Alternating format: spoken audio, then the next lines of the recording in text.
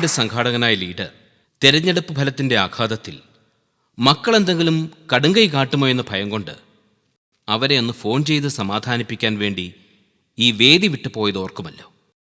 ദുസ്വപ്നങ്ങൾ വേട്ടയാടുന്ന വിഷമവൃത്തത്തിലാണ് അദ്ദേഹം.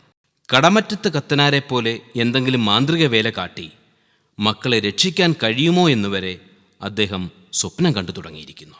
ഇതാണ് മാളയൂർക്കാവ് മന, കേരള രാഷ്ട്രീയത്തിലെ ഭൂതപ്രേത പിശാചുക്കളുടെ ആസ്ഥാനം. തെരഞ്ഞെടുപ്പിൽ തോറ്റ ഗതികിട്ടാത്ത ആത്മാക്കൾ ഇന്നും ഇവിടെ സ്വൈരവിഹാരം നടത്തുന്നു. മഹാമാന്ത്രികനായ മാളയൂർക്കാവ് കരുൺജി ആവാഹിച്ച് കുടിയിരുത്തിയിരിക്കുന്ന KTDC അങ്കാട്ട് നീലിയുടെ വിഹാര കേന്ദ്രം.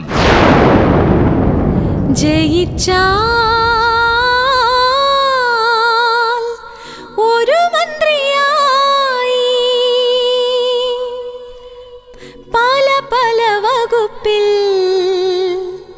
കൈയിട്ടുവാരും കൊതി തിരുവോളം മതി വരുവോളം കൊതി തിരുവോളം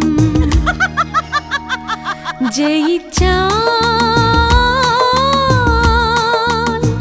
ഒരു മന്ത്രിയായി പല പല വകുപ്പിൽ കൈയിട്ടുവാരും കൊതി തിരുവോളം മതി വരുവോളം കൊതി തിരുവോളം.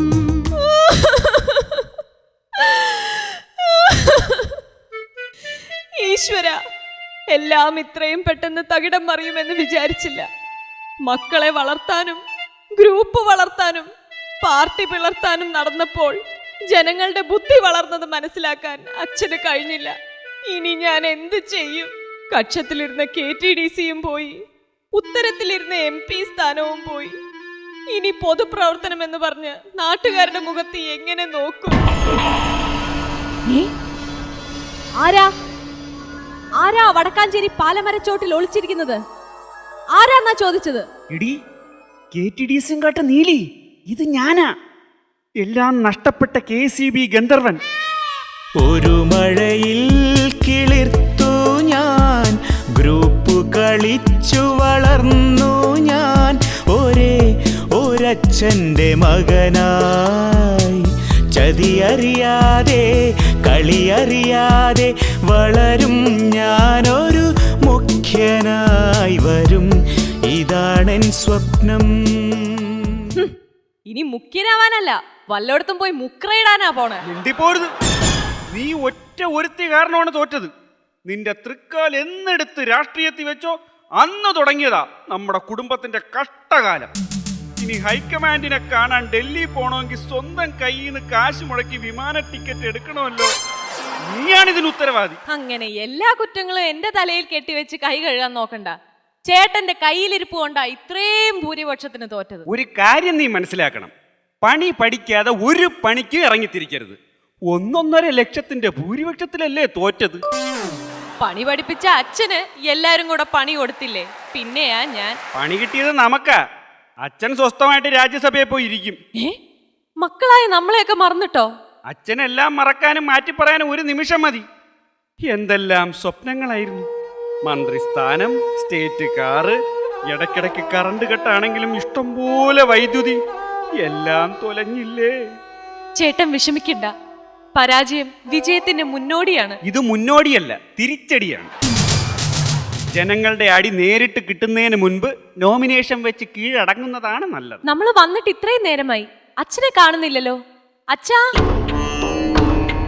അല്ല, താൻ ആരാണെന്നാ തൻ്റെ വിചാരം? കുറേ കാലമായില്ലല്ലോ ഇതും പറഞ്ഞ് നടക്കാൻ തുടങ്ങിയിട്ട്. ഈ പൈസ കാലത്ത് തനിക്ക് വല്ലയിടത്ത് ഇറങ്ങി ഇരുന്നൂടെ? ഇനി എൻ്റെ കണ്ണും വെട്ടത്ത് കണ്ടുപോരുത്, കിടക്ക് പടുത്ത്.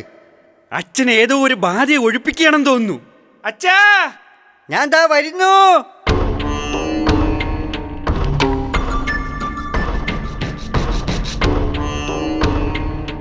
അച്ഛൻ ഏത് ബാധയാ ഒഴിപ്പിച്ചത്? ഞാൻ ആരെയും ഒഴിപ്പിച്ചതല്ല, എന്നെ തന്നെ കണ്ണാടിയിൽ കണ്ടപ്പോൾ 4 ചീത്ത പറഞ്ഞാ. ആട്ടെ, നിങ്ങളെന്താണ് നിൽക്കുന്നത്? വിവരങ്ങളെല്ലാം അച്ഛൻ അറിഞ്ഞില്ലേ? ഇനി പുറത്തിറങ്ങി ജനങ്ങളുടെ മുഖത്ത് എങ്ങനെ നോക്കും എന്ന നാണക്കേടിലാണ് ഞങ്ങൾ. നാണോ മാനോ എൻ്റെ നിഘണ്ടുവിലില്ല.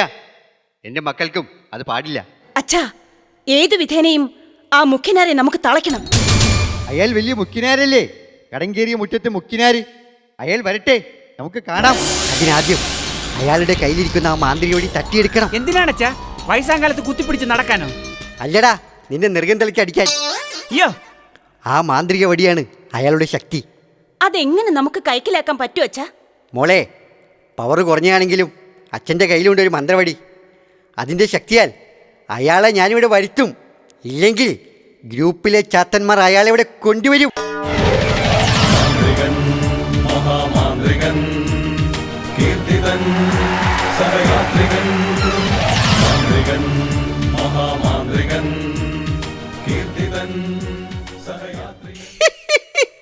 അല്ല, ഇതാര്?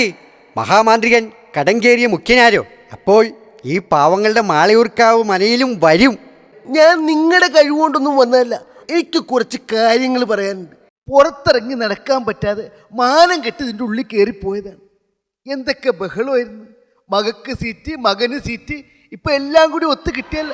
ഞാൻ തന്നോട് അന്നേ പറഞ്ഞല്ലേ നേതൃമാറ്റം ആവശ്യമാണെന്ന്. ഇപ്പൊ എന്തായി? ഈ നേതൃമാറ്റം ആവശ്യമാണെന്ന് അന്ന് പറഞ്ഞ് കേട്ടപ്പോൾ തന്നെ എനിക്ക് മനസ്സിലായി ഇവിടെ ഇങ്ങനെ വലിയൊരു മാറ്റം ഉണ്ടാകും. ഇത് മാറ്റമല്ല, വലിയൊരു നാറ്റമാണ്. ഇപ്പൊ എന്തായി? എല്ലാവരും തോറ്റു തൊപ്പിപ്പാള ഇട്ടില്ലേ? ഇവിടെ ഇരിക്കാൻ കസേര ഒന്നുമില്ലേ? ഇവിടെ കസേരയില്ല, കസേര മോഹികളേ ഉള്ളൂ. മഹാമാന്ത്രികനല്ലേ, കസേരയില്ലാതെ ഒന്ന് ഇരുന്ന് നോക്ക്. അങ്ങനെ ആരും എന്നെ ഇരുത്താൻ നോക്കണ്ട. കേറിയിട്ടുണ്ടെങ്കിൽ എനിക്കിരിക്കാനും അറിയാം. ഇപ്പൊ എങ്ങനെയുണ്ട്? എന്ത്? എൻ്റെ മക്കളെ പോലെ തന്നെ ഈ വീട്ടിലെ കസേരയ്ക്കും അനുസരണ ഇല്ലാതായോ? പോ കസേരകത്ത്. അങ്ങനെ നിങ്ങൾ എന്നെ തോൽപ്പിക്കാൻ നോക്കണ്ട. നിങ്ങൾക്കറിയാവുന്ന വിദ്യകളൊക്കെ എനിക്കും അറിയാം. അങ്ങനെയാണെങ്കിൽ ഞാൻ കാണിക്കുന്ന വിദ്യകളെല്ലാം തനിക്ക് കാണിക്കാൻ പറ്റുമോ? എന്താ ഇത്ര സംശയം? എന്നാ ഇതൊന്ന് കാണിച്ചേ. ഇതാണ് വലിയ വിദ്യ. ഇത് ഏത് കൊച്ചു കുട്ടിക്കും കാണിക്കാം. ദേ ഇന്ന കണ്ടു. കിട്ടിപ്പോയി, കിട്ടിപ്പോയി. ഇപ്പൊ തന്റെ മാന്ത്രിക വടി എന്റെ കയ്യിലാ. അല്ല, ഇതിപ്പോ ഇതെന്ത് അക്രമമാണ് ഈ കാണിച്ചത്? ഇതാ പറഞ്ഞത്, മന്ത്രം മാത്രം പഠിച്ചാൽ പോരാ, തന്ത്രം കൂടി പഠിക്കണം. ദേ ഒരു വരി പുള്ള കളിക്കാണ്ട് നിങ്ങളെ വടി ഇങ്ങോട്ട് ഇങ്ങോട്ട് തരാൻ. ഇല്ല, ഇത് ഞാൻ തരില്ല. ഇതുകൊണ്ട് എനിക്ക് ഒരുപാട് കാര്യങ്ങൾ ചെയ്യാനുണ്ട്. ദേ ഒരു കാര്യം ഞാൻ പറയാം, പരിചയമില്ലാതെ ഈ വടി ഉപയോഗിക്കരുത്. അറിയാൻ പാടില്ലാത്ത വഴിക്ക് നിൽക്കരുതിട്ടാ. ആ വടി ഇങ്ങോട്ടാ. ഇല്ല, ഞാൻ തരില്ല. മര്യാദക്ക് ആ വടി ഇങ്ങോട്ട് തരാനാ പറഞ്ഞത്. എടോ, എൻ്റെ ജീവിതത്തിൽ ഒരു വലിയ ആഗ്രഹമുണ്ട്. അത് നിറവേറ്റിയിട്ടേ ഞാൻ ഈ മാന്ത്രിക വടി തിരിച്ചു തരൂ.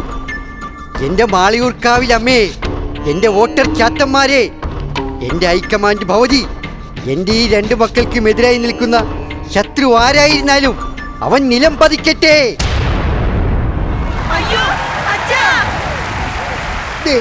ഇപ്പൊ നിങ്ങൾക്ക് മനസ്സിലായില്ല നിങ്ങളുടെ യഥാർത്ഥ ശത്രു ആരാണെന്ന്. കീർത്തിതൻ സഹയാത്രികൻ